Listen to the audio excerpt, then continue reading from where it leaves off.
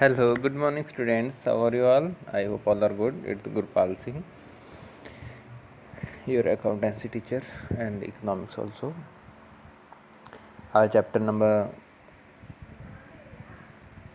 3 was going on, and you know very well about sampling. What is sampling? As whenever we are discussing about sampling, so what do you want to talk about? That is sampling frame from the population. Then after that, sampling process, sample interface, what you actually observe in the dot data, that's called sampling. Okay, so before starting, write your SR number in the comment section. Okay, it should represent your present. And tell me first of all, how many of you know about sampling? Sampling के बारे में किस किस को पता है? Write the definition in the comment section. I'm waiting. लिखिए ज़रा. Write the definition of sampling.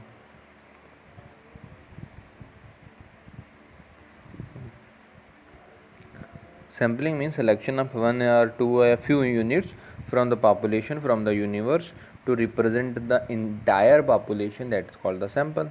For example, आपकी बॉडी है, बॉडी में ब्लड टेस्ट हुआ, कुछ ड्रॉप्स ब्लड के निकाले गए, आपका ब्लड कम है, आपको वायरस है, फीवर है, if any problem is there, so from the sample of the blood, the sample of the part of the blood, unit of the blood represents the whole problem in your body.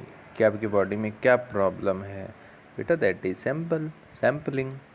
So from the introduction you can see here, sampling is the process of selecting observation a sample to provide adequate description and interference of the population. Right, just I explain the example of the blood. A drop of blood taken from your body represents the status of your body. Right, so the drop of the blood will be sample. What is sample? It is a unit that is selected from population. It represents the whole population, and purpose to draw interference. Y sample, sampling frame, listing the population from which sample is chosen. Right, देखिए यहाँ पे पूरी population है और इसमें से 3 कीड़ों को रिप्रेजेंट कर दिया गया, that were from red colour. तो वो 3 कीड़े ये रिप्रेजेंट कर देंगे, तो पूरा जितना झुंड है वो किसका है? रेड कलर के आंट्स का है, यानी कि चींटियों का है. राइट, तो सैंपल के बारे में पता लग गया. एक यूनिट होती है जो पॉपुलेशन से सेलेक्ट करी गई है, जो कि पूरी पॉपुलेशन को रिप्रेजेंट करेगी. ठीक है, जिसका मेन पर्पस होता है इंटरफेरेंस को ड्रॉ करना. राइट, सो अब जरा एक बार जिसको नहीं पता था वो लिख दीजिए कि yes I have got it about the population, sorry, sample, and write the definition of the sample in the comment section.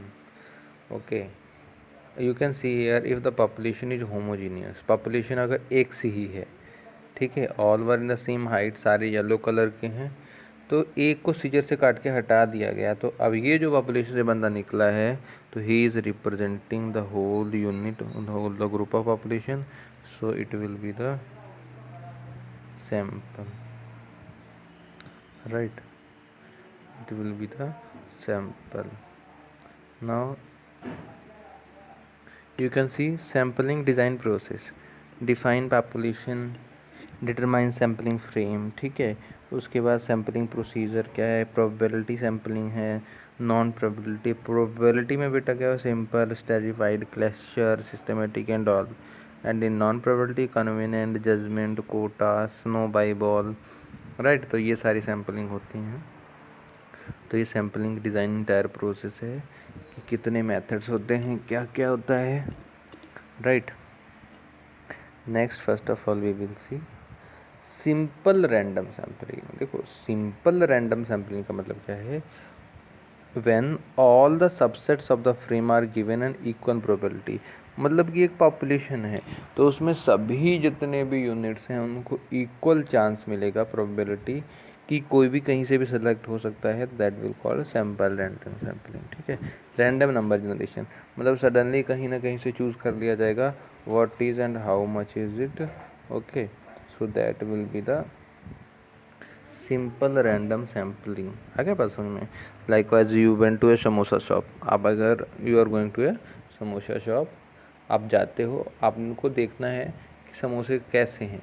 You have taken a one piece of samosa, आपने एक उठा लिया, उसको खा लिया, टेस्ट करा, so that samosa will represent the group of whole samosas. Okay, तो this will be the beta simple random sampling, right?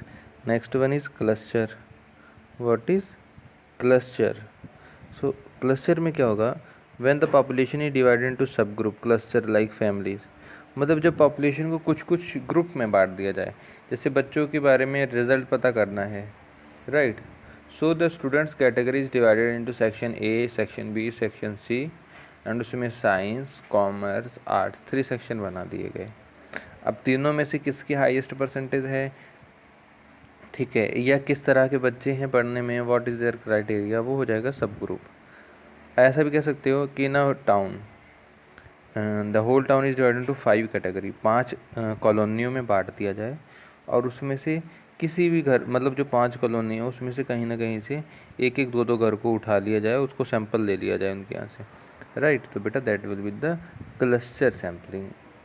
One more example you can take now it is कि हर कॉलोनी में जो कोरोना इन्वेस्टिगेटर्स हैं, जो data collector हैं, वो जा रहे हैं, राइट? अब जब वो लोग जा रहे हैं बेटे, तो they are not going to every home, they are going to group few homes, कुछ घरों में जा रहे हैं from the colony, and they were asking about the nearest people कि किसी someone is suffering from cough, cold, anything, right? तो वो सारी चीज़ें हैं बेटे। बाकी तो जिससे क्या होगा, ओनली फ्यू यूनिट्स हैं, दे वर रिप्रेजेंटिंग द होल सोसाइटी। तो क्लस्टर में भी ऐसे होगा कि population divided into few groups, जैसे फैमिली में बांट दिया गया, तो फैमिली के एक मेंबर से सैंपल ले लिया, अगर एक कोरोना पॉजिटिव नहीं है तो whole family is negative, right? तो this way whenever data is इज़ कलेक्टेड, तो दैट इज़ कॉल्ड क्लस्टर। ठीक है, मैंने कहा ना कि घर हैं, तो या तो आप फैमिली वाइज जाइए, फैमिली में से एक मेंबर का सैंपल ले लीजिए, वो भी क्लस्टर सैम्पलिंग होगी, या फिर एक कॉलोनी में एक घर से किसी सैंपल ले लिया, वो सभी घरों को रिप्रेजेंट कर देगी, तो that will also be the part of cluster sampling. Okay, इसके एडवांटेजेस क्या हैं? देखिए, सबसे पहला एडवांटेज क्या है? एडवांटेजेस, एनीबडी नोस, पता है किसी को कि एडवांटेजेस क्या हैं? First one is can estimate feature of both cluster and population. अब जब डेटा बेटे कलेक्ट किया जाएगा ना, तो क्लस्टर सैम्पलिंग में जो डाटा कलेक्ट होगा वो एस्टिमेट करेगा फीचर्स को, क्लस्टर के भी एंड पॉपुलेशन के भी। ओके, एंड डिसएडवांटेजेस क्या है? The cost to reach an element sample is very high. ठीक है, जो इसकी कॉस्ट होगी हर एलिमेंट को पहुंचने की, वो क्या होगी? थोड़ी ज़्यादा होगी, right? As well as each stage in the cluster sampling induces sampling error भी हो सकता है। The more stages there are, तो the more error and doubts to be. ठीक है, तो जितना ज़्यादा वाइड स्प्रेड होगा डेटा कलेक्ट किया जाएगा लार्ज स्केल पे, उसमें उतने ही एरर आने के चांसेस भी बेटे ज़्यादा रहते हैं। Now next one is systematic random sampling. देखिए, सिस्टमेटिक में क्या है कि order all units in the sampling frame. ठीक है, जितने भी सैम्पलिंग यूनिट्स हैं आपके पास में, आप उनको एक ऑर्डर में खड़ा कर लेंगे। तो मान लीजिए दो in the class students are sitting in a row, 5 rows are there, and we want to take a sample of good students. तो फ्रॉम एवरी बेंच और फ्रॉम लिविंग वन बेंच, जैसे फर्स्ट बेंच पे sample ले लिया बच्चा पढ़ने में, ठीक है, अच्छा एक बेंच छोड़ दी, फिर उसके बाद नीचे पिछली बेंच पे गए।